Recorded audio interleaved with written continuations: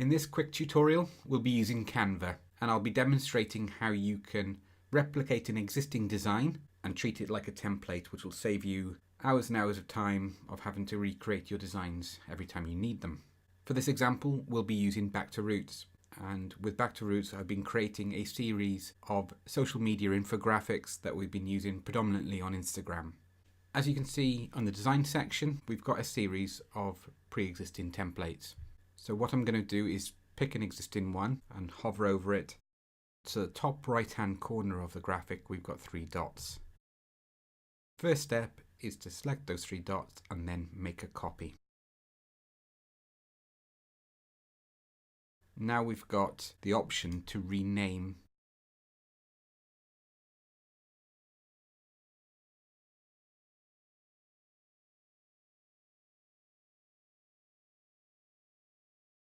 Once we've given it a new file name, we can click on the graphic and it should open it in a new window in Canva.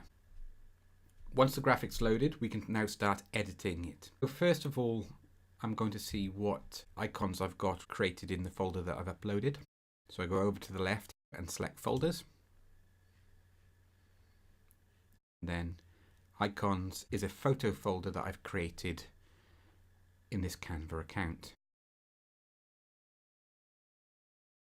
And these are a series of PNG files which are all on transparent backgrounds, meaning that they will work on this chalkboard background effect that we have for the graphics. And now I'm going to mentally choose which icon will suit the new infographic, and I'm going to go for this one here.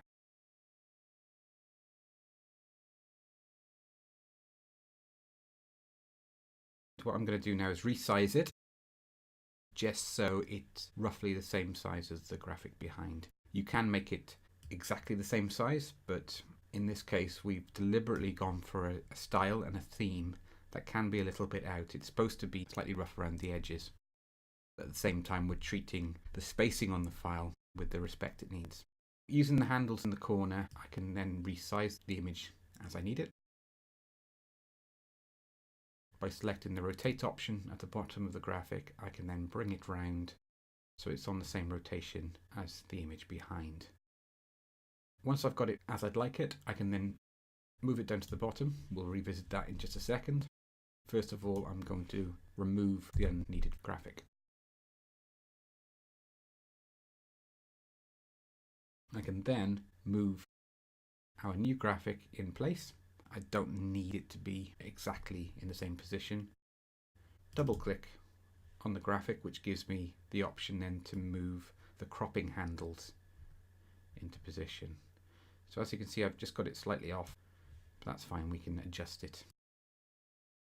Select done in the top left hand corner, and I just need to bring it round and move it down into position. A smarter move would have been to crop the image before rotating it, but it's not a major problem either way. Our final steps will be to change the text.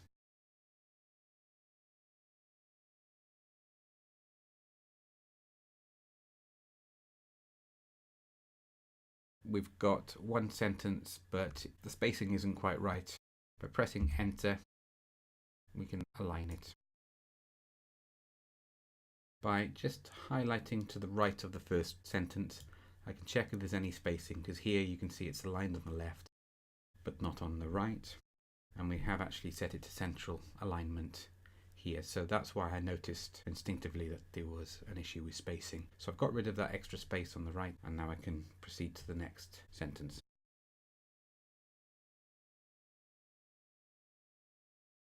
For this infographic, it might be nice to play on the word kale, so I might make this sentence a nice light green. So with the sentence selected, I'll go up to the color swatches, and we can either use one of the default colors, or we can add our own color to the palette. In this case, we'll go with this nice minty green. Excellent. Now we've got our new infographic with a chalkboard effect ready to go on our social media account.